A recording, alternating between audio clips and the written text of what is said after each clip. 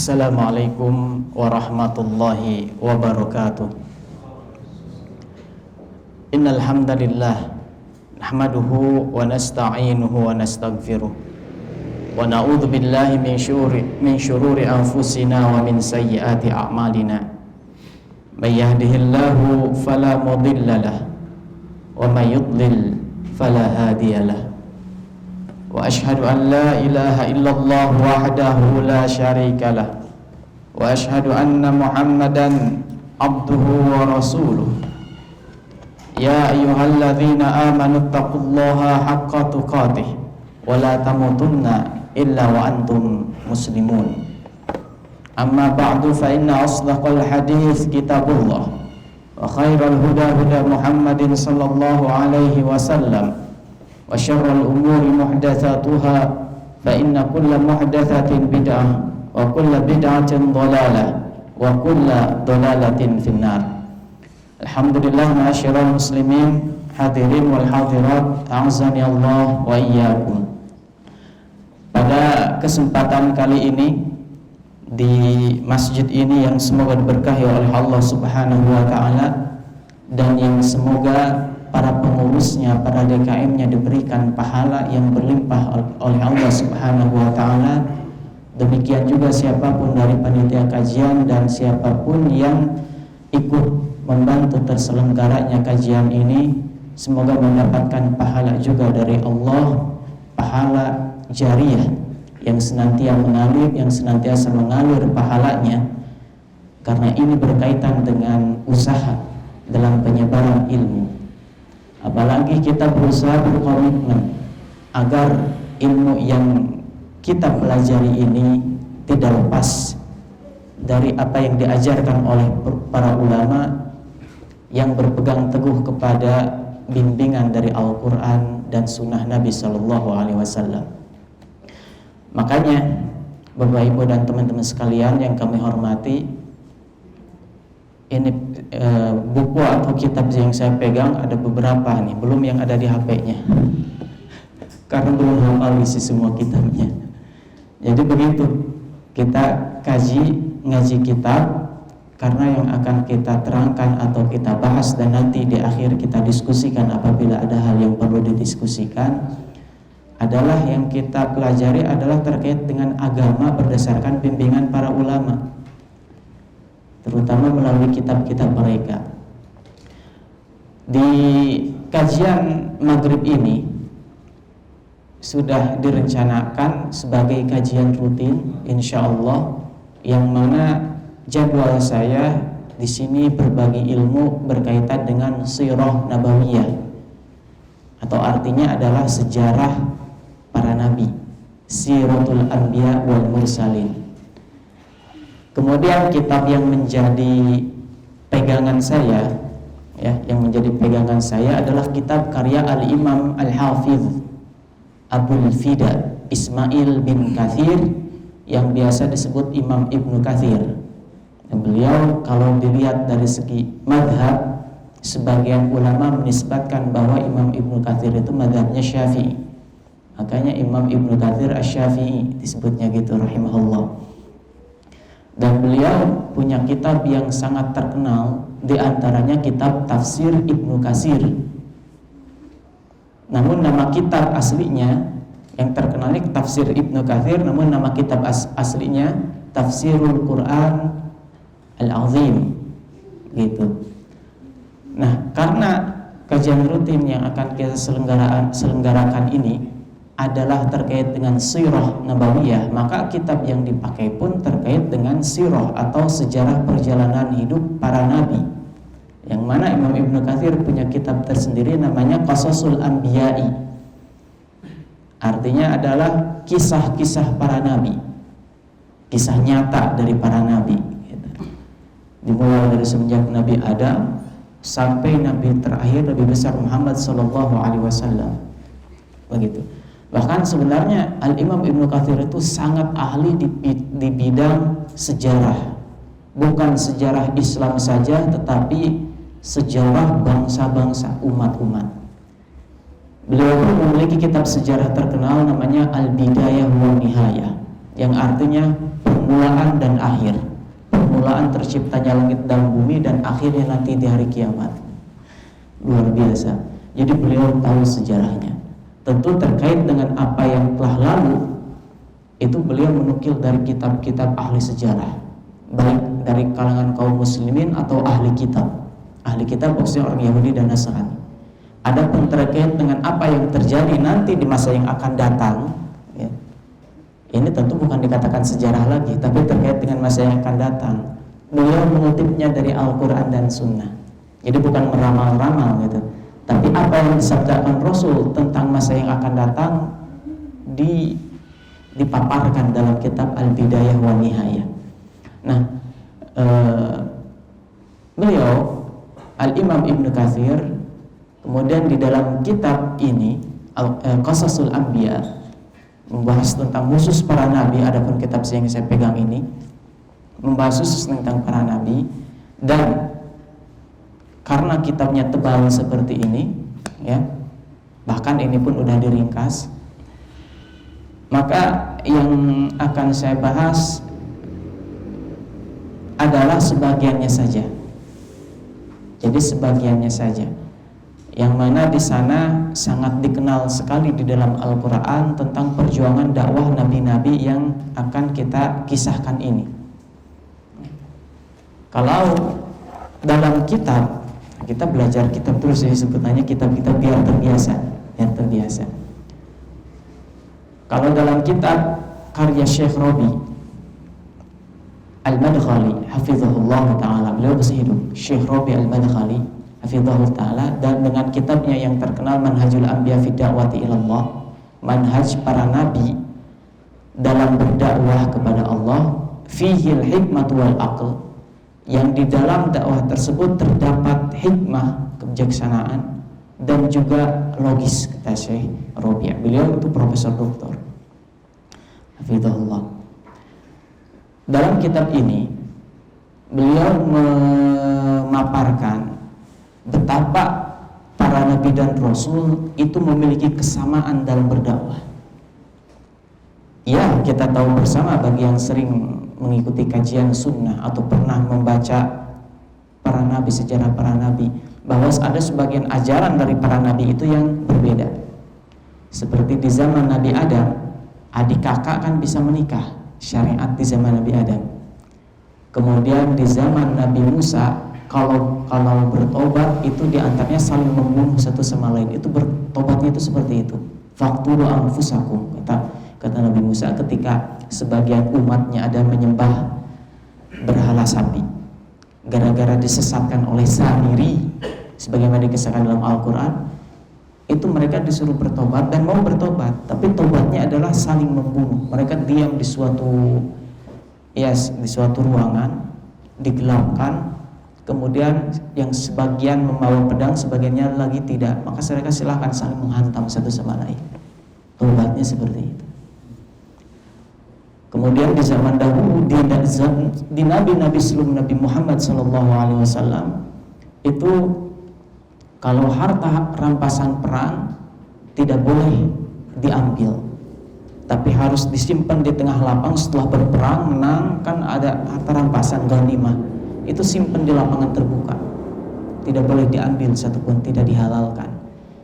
Kenapa? Karena nanti beberapa saat kemudian ada suatu keajaiban, muncul api dari langit kemudian membakar harta tersebut.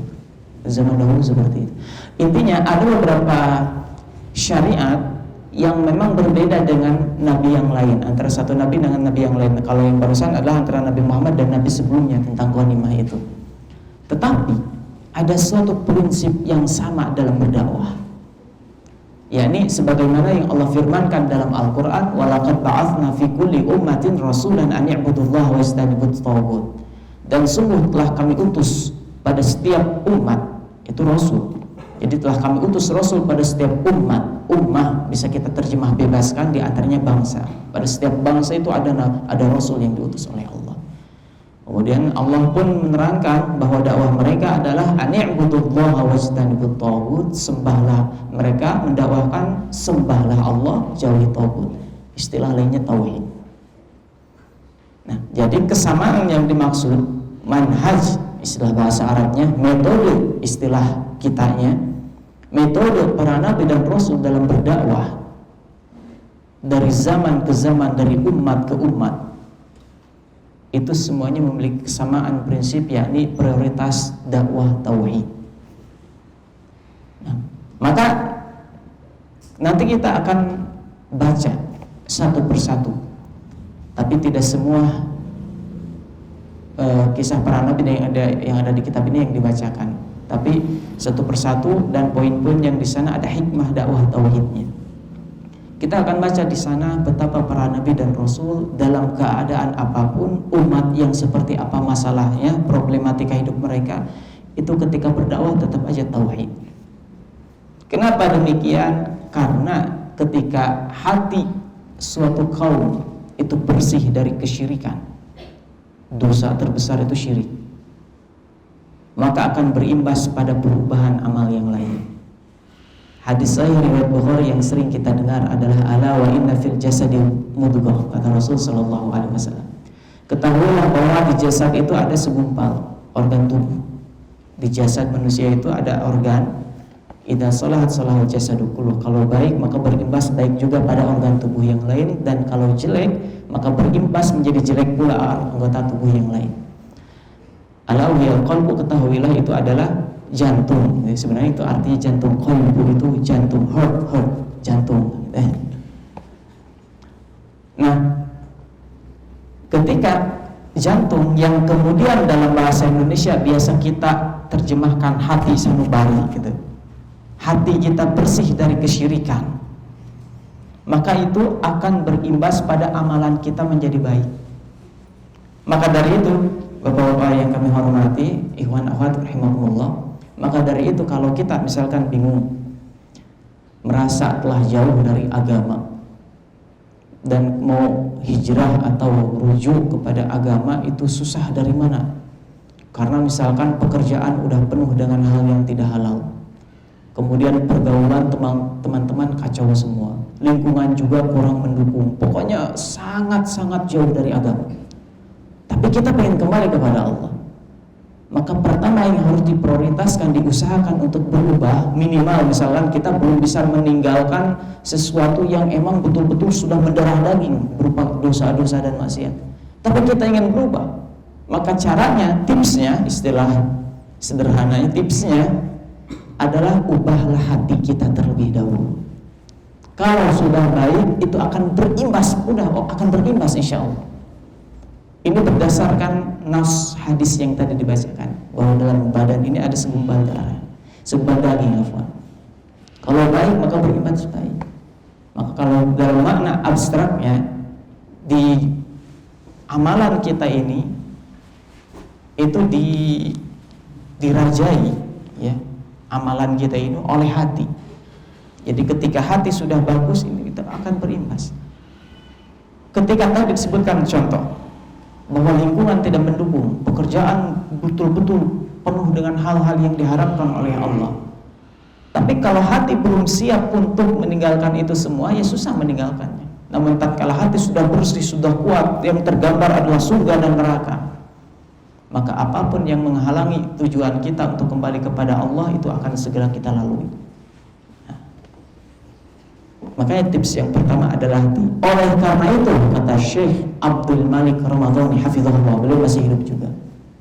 Oleh karena itu, dakwah para nabi dan rasul fokus kepada tauhid terlebih dahulu, bukan tidak mengajarkan yang lain, misalkan LGBT atau homoseksual seperti di Nabi Lut, di kaumnya Nabi Lut itu kan masalah homoseksual yang dihadapi masyarakatnya itu.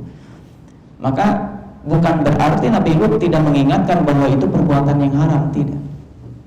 Tapi yang gencar dalam dakwahnya adalah dikit-dikit tauhid lagi, dikit-dikit membahas sembahlah Allah, ikhlaskan niat dan seterusnya. Hati-hati menyekutukan Allah. Ibudullah wajtanibut taghut. Sembah ibadah hanya kepada Allah saja. Jauhi segala sesuatu selain dari Allah. Itu yang dominan, dan itu pula yang Allah perkenalkan kepada kita tatkala Allah membahas bahwasanya pada setiap bangsa, pada setiap umat pasti Allah utus nabi. Kemudian Allah perkenalkan dakwah inti mereka adalah tadi yang disebutkan.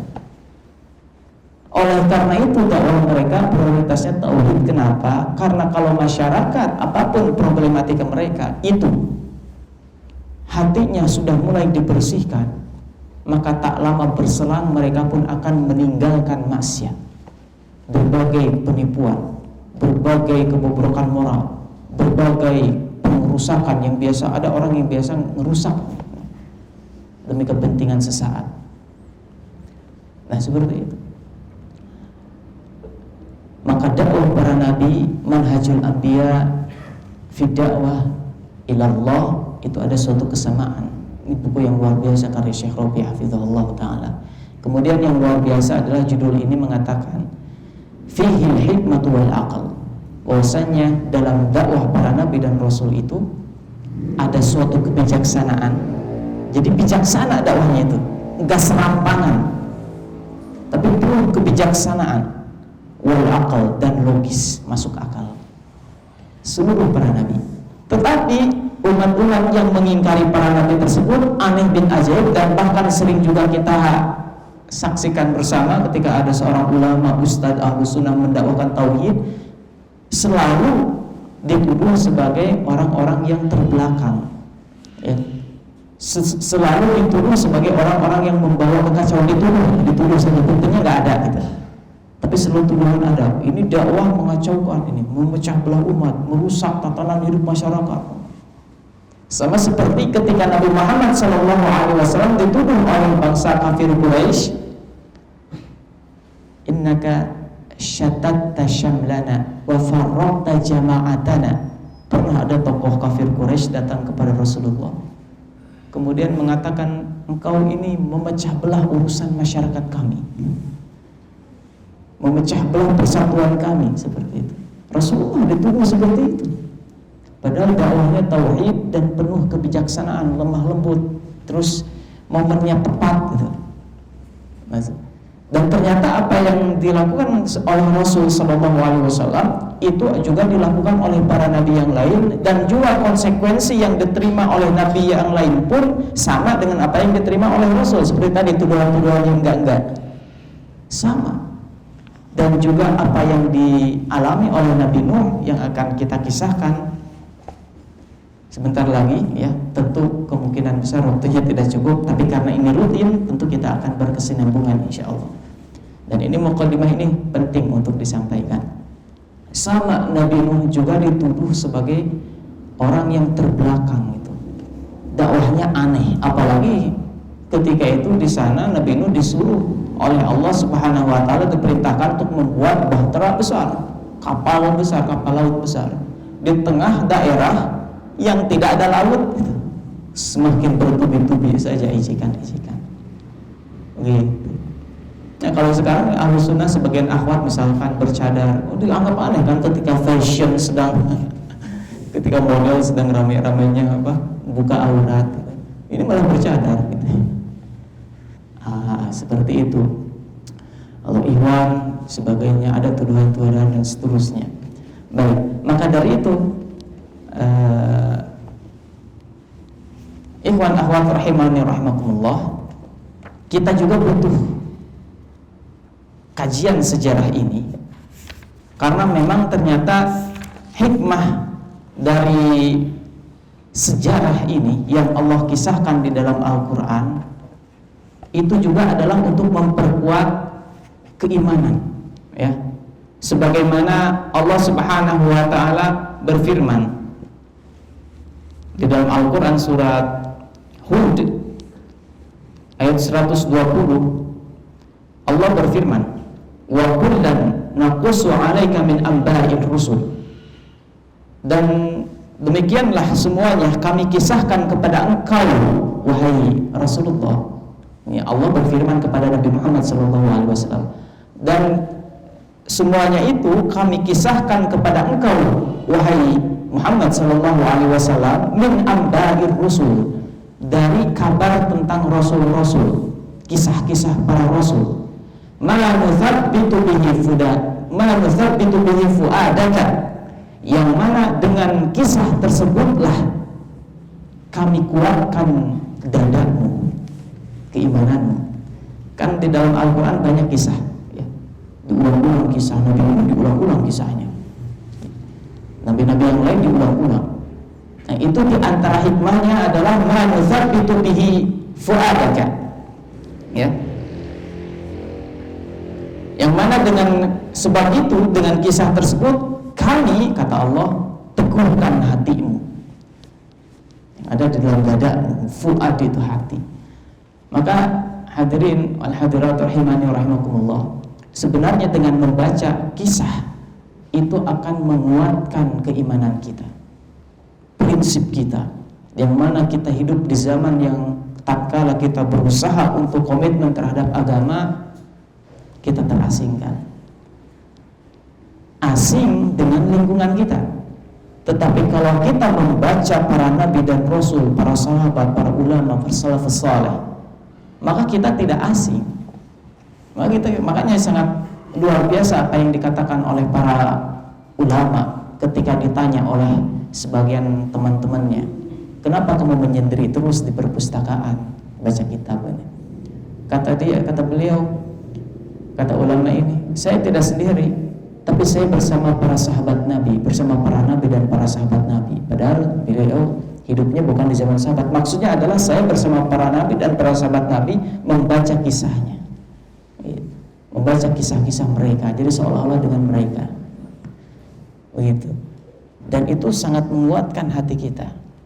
Dan apa yang kita alami berupa ujian-ujian ketika memegang kebenaran tidak akan sama beratnya dengan apa yang dihadapi oleh mereka para nabi dan rasul. Ya. Maka tatkala kita melihat perjuangan mereka, maka kokohlah kita. Ada sebuah pepatah mengatakan anta matakro. Jadi kamu itu sama dengan, kamu itu adalah apa yang kamu baca. Jadi kamu itu adalah sesuai dengan apa yang kamu baca. Kalau yang kita biasa baca adalah komik Korea, masalah percintaan, maka cara hidup kita, cara memandang kehidupan kita dalam memandang kehidupan, dalam menghadapi masalah, kekuatan jiwa kita sama dengan komik Korea tersebut misalnya, atau komik Jepang, misalnya komik Korea Jepang kalau nggak salah. Kalau yang kita baca adalah bacaan-bacaan yang seperti itu, maka jiwa kita lemah seperti itu. Lantas bagaimana yang kalau kita baca adalah Al-Quran disertai dengan persapan berusaha memahami maknanya? Mudah-mudahan kita hidup sebagai seorang yang Qur'ani, gitu ya. Qur'ani. Baik. Kenapa sebagian yang saya bacakan yang akan kita kisahkan dalam kajian rutin Sirah Nabawiyah ini, perjalanan hidup para nabi? Karena di antara para nabi ada yang disebut ulul azmi, ya. Jadi para nabi yang tingkatnya lebih tinggi lagi, para nabi dan rasul yang tingkatnya lebih tinggi. Biasa kita hafal bahkan di SD, di MI waktu masih kecil, alhamdulillah ini hampir sama. Meskipun sebagian ulama menyatakan ulul azmi itu seluruh rasul, tapi pendapat sebagian ulama mengatakan ya yang biasa kita kenal ada 5. Yang pertama Nabi Nuh, kemudian Nabi Ibrahim, kemudian Nabi Musa, kemudian Nabi Isa, kemudian Nabi Muhammad sallallahu alaihi wasallam. 5 nabi ini yang derajatnya lebih tinggi daripada nabi-nabi yang lain sesuai kadar ujian yang mereka terima. Karena kemuliaan di sisi Allah adalah sesuai ketakwaan, keimanan. Semakin tinggi keimanan, semakin besar juga ujian. Rasulullah sallallahu alaihi wasallam bersabda, "Asyaddun nasi bala'an al-anbiya." Sekeras-keras manusia ujiannya adalah para nabi. Tsummal amsal fal amsal. Kemudian yang level setelahnya dan level setelahnya. Ini hadis sahih riwayat Tirmidzi, Ibnu Majah dan yang lainnya. Nah, maka para nabi levelnya ujiannya jauh lebih daripada kita. Setelah para nabi kemudian para sahabat mereka.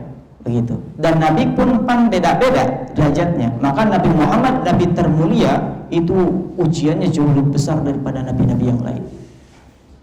Lebih besar daripada nabi-nabi yang lain. Kenapa? Karena Allah berfirman, la yukallifullahu nafsan illa wus'aha. Allah tidak akan membebani suatu jiwa melainkan sesuai dengan kesanggupannya. Jadi apa yang Allah berikan berupa ujian dan sebagainya, pembebanan syariat dan sebagainya, itu disesuaikan dengan kemampuan. Maka Allah tidak akan memberikan musibah kepada kita, ujian kepada kita, melainkan sesuai dengan kekuatan keimanan kita. Oleh karena itu, kalau ada manusia, seseorang yang putus asa ketika menghadapi ujian, maka hakikatnya dia sedang tidak mengerahkan kemampuan jiwanya, yang biasa sebut putus asa. Maka Allah tidak ridho dengan orang-orang yang putus asa. Kenapa? Karena sebenarnya engkau mampu. Allah ngasih ujian ini pasti engkau mampu. Kalau engkau bilang, oh saya nggak kuat menghadapi ujian ini, putus asa kan? Imam Az-Zahabi menggolongkan bahwa putus asa itu masuk dalam dosa besar.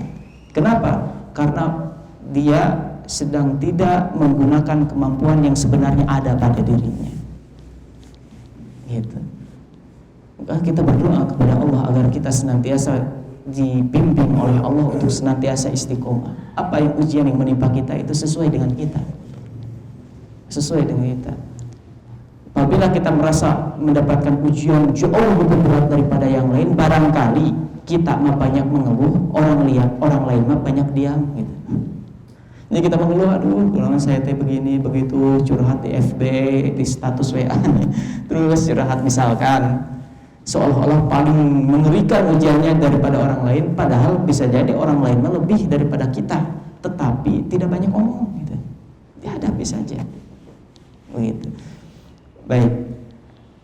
Nah, maka khusus saya akan membahas ulul azmi, dan di buku ini pun Syekh Rabi ketika membahas manhaj para nabi dalam berdakwah, karena kan tema yang akan kita bahas adalah dakwah tauhid, faidah dakwah tauhid dari nabi. Kalau sekarang Nabi Nuh rencana demikian.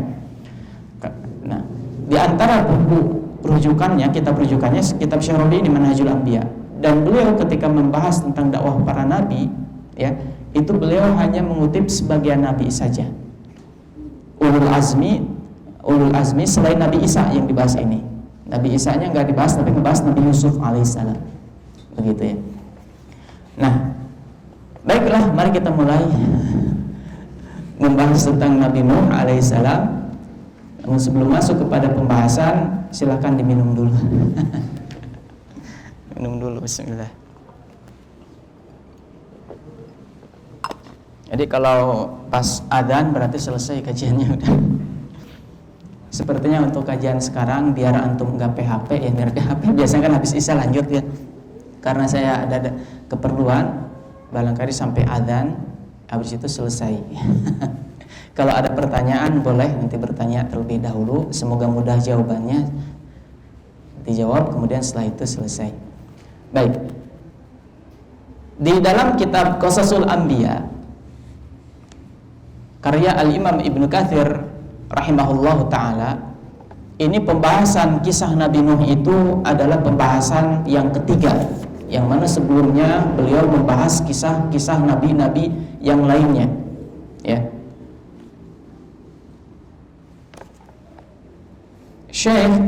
Al-Imam Ibnu Katsir rahimahullahu ta'ala di sini mengatakan bahwasanya kisah Nuhin alaihissalam, jadi kisah itu asalnya dari bahasa Arab, Kisah Nuhin alaihissalam, kisah Nabi Nuh alaihissalam.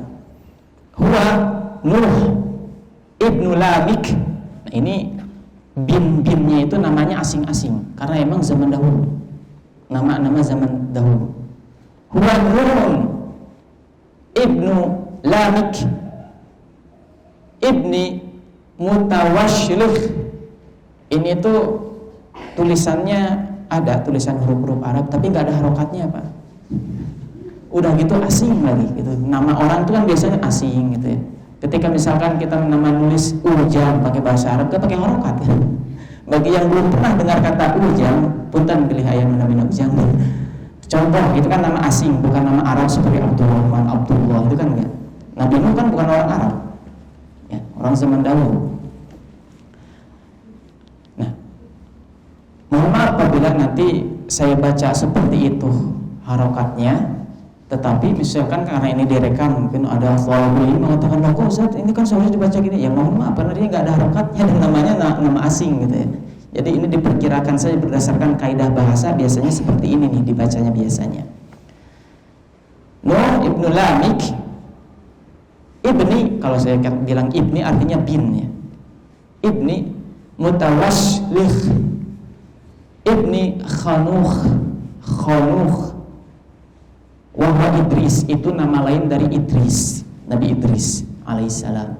Ibnu Yard, ibnu Mahlayil, ibnu Qainan, ibnu Anush, ibnu Shith bin Adam. Shith ibni Adam. Ada nama Nabi namanya Shith bin Adam, putra langsung Nabi Adam alaihissalam. Nah, jadi sanadnya sampai ke Nabi Adam, turunan Nabi. Nabi Nuh itu turunan Nabi, sebagaimana kita juga turunan Nabi Adam alaihissalam. Dan nanti akan kita bahas bahwasanya seluruh umat manusia zaman sekarang itu nasabnya nyampe ke Nabi Nuh. Semenjak umat manusia binasa dengan banjir besar, nanti ada di kisah Nabi Nuh ini. Wa ala tarikh ahli kitab mutaqaddim yakunu bainam, dan berdasarkan sejarah yang dipaparkan oleh ahli kitab, orang-orang Yahudi dan Nasrani, kata Ibnu Katsir, maka jarak antara dilahirkannya Nabi Nuh dan meninggalnya Nabi Adam adalah mi'atu wasiti wa arba'una sanah. Mi'ah wasit ya, 146 tahun. Afwan, diulang. Saya baca dulu Arabnya. Mi'at wasiti wa arba'una sanah.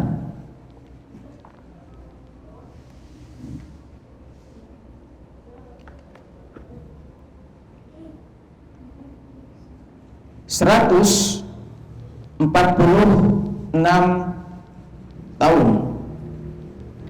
Ada mi'ah wasit wa arba'una sanah. Antara lahirnya Nuh dengan kematian Nabi Adam itu 146 tahun ya. Hanya 146 tahun Nabi Adam meninggal, kemudian lahir Nuh, begitu ya. Itu berdasarkan perhitungan dari ahlul kitab. Wa kana bainahuma asyratu qurun. Dan antara keduanya, durasi antara Nabi Adam dengan Nabi Nuh alaihissalam itu ada 10 kurun. Ada 10 kurun. Nah, ini berdasarkan apa yang dihikayatkan oleh Ibnu Hatim, Abu Hatim bin Hibban dalam kitab sahihnya, bahwasanya Zaid bin Salam mendengar dari Abu Salam, bahwasanya dia mendengar Abu Umamah mengatakan, ada dahulu seseorang bertanya kepada Rasulullah, "Ya Rasulullah, anabiyyun kana Adam? Apakah Nabi Adam itu seorang nabi?" Maka Rasulullah bersabda, "Na'am, mukallam." Betul. Beliau Nabi Adam itu adalah mukallam, yang diajak bicara oleh Allah. Ya. Qala fakam kana bainahu wa baina Nuh. Berapa jarak antara Nabi Adam dengan Nabi Nuh? Maka Rasulullah SAW bersabda, asyratu qurun, 10 kurun. Ini hadis sahih berdasarkan syarat Muslim ya. Tapi tidak dikeluarkan oleh Imam Muslim. Kemudian dalam Sahih Bukhari dikatakan bahwasanya Ibnu Abbas mengatakan annahu kana baina Adam wa Nuh asyratu qurun, antara Adam dan Nuh kata Ibnu Abbas adalah 10 kurun. Kulluhum 'alal Islam, seluruhnya berada di atas agama Islam. Jadi antara Nabi Adam dan Nabi Nuh semuanya kaum muslimin. Semua orang Islam. Karena agama para nabi itu Islam. Tapi ada sebagian ajarannya ada yang beda. Seperti yang disebutkan di zaman Nabi Adam itu kan antara adik kakak itu bisa menikah. Itu zaman dahulu. Belum ada pelarangan. Baik. Fa'inkan. Nah, kemudian Imam Ibnu Katsir membahas apa yang dimaksud dengan kurun, ya. Apa yang dimaksud dengan kurun? Kemudian dibahas dengan beberapa ayat, dan kemudian beliau pun Imam Ibnu Katsir membawakan hadis khairul quruni qarni. Bahwasanya sebaik-baik kurun adalah qarni, kurunku. qurunku. Nah, maka dijelaskan bahwasanya hadis tersebut menunjukkan bahwa yang dimaksud dengan qurun itu adalah al-jil, generasi. Generasi adalah generasi. Dan kata Imam Ibnu Katsir, generasi dahulu sebelum Nabi Nuh itu yu'ammaruna duhur tawilah, diberi umur yang sangat panjang. Nabi Adam aja kan 1000 tahun, tapi dikurangi 40 tahun. Gitu ya. Nabi Adam itu 1000 tahun umurnya. Emang zaman dahulu seperti itu, panjang-panjang. Panjang sekali. Oleh karena fa'ala hada yakunu baina Adam wa Nuh ulufun minasinin. Oleh karena itu yang benar kata Imam Ibnu Katsir bahwa jarak antara Nabi Adam dan Nabi Nuh ulufun minasinin itu ribuan tahun. Karena mereka umurnya panjang. Nah, generasi itu kalau bahasa kita generasi itu sepantaran itu seumur. Jadi generasi itu antara misalkan para sahabat Rasulullah dan para sahabat itu satu generasi. Ketika para sahabat semuanya meninggal, udah habis semuanya meninggal, kan ada murid para sahabat disebut tabi'in. Nah, ini generasi kedua. Nah, tabi'in semuanya, tabi'in yang pernah bertemu para sahabat. Ini namanya tabi'in.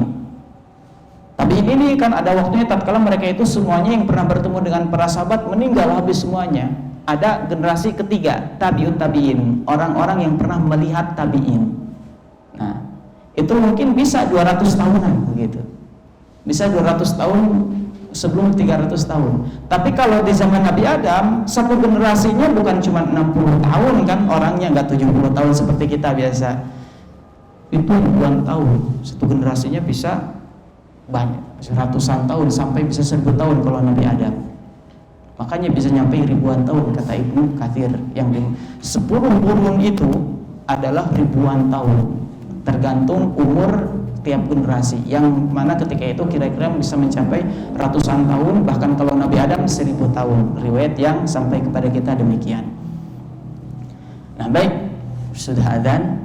Sebelum adzan barangkali ada yang hendak tanyakan terlebih dahulu. Nah tadi afwan, tadi disebutkan bahwasanya kan tadi jarak antara meninggalnya lahirnya Nabi Nuh dengan meninggalnya Nabi Adam itu 143. Itu berdasarkan hitungan ahlul kitab, orang Yahudi dan Nasrani. Makanya dibahas agak panjang karena apa? Imam Ibnu Katsir sedang seolah-olah sedang menyanggah bahwa perhitungan mereka tidak tepat. Antara lahirnya Nabi Nuh dengan meninggalnya Nabi Adam kan cuma 100 tahun, 126 kata ahlul kitab. Padahal kata riwayat yang kita terima dari Ibnu Abbas berdasarkan apa disabdakan oleh Rasul itu 10 qurun harusnya ribuan tahun. Begitu. Maksudnya seperti itu. Baik, wallahu alam. Ini tadi kita lebih banyak kepada mukaddimah, tidak mengapa karena kan ini rutin. Karena memang saya rencanakan demikian, ini rutin dan nanti akan kita insyaallah lanjut terus dan terus. Baik, sebelum adzan barangkali semenit ada yang mau bertanya. Silakan, kalau tidak ada alhamdulillah.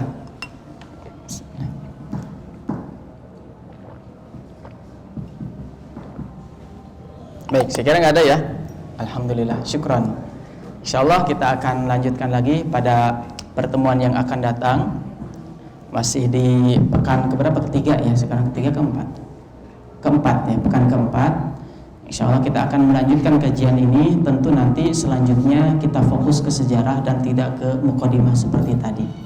Baik, sekian. Assalamualaikum warahmatullahi wabarakatuh. Subhanakallahumma rabbana bihamdika asyhadu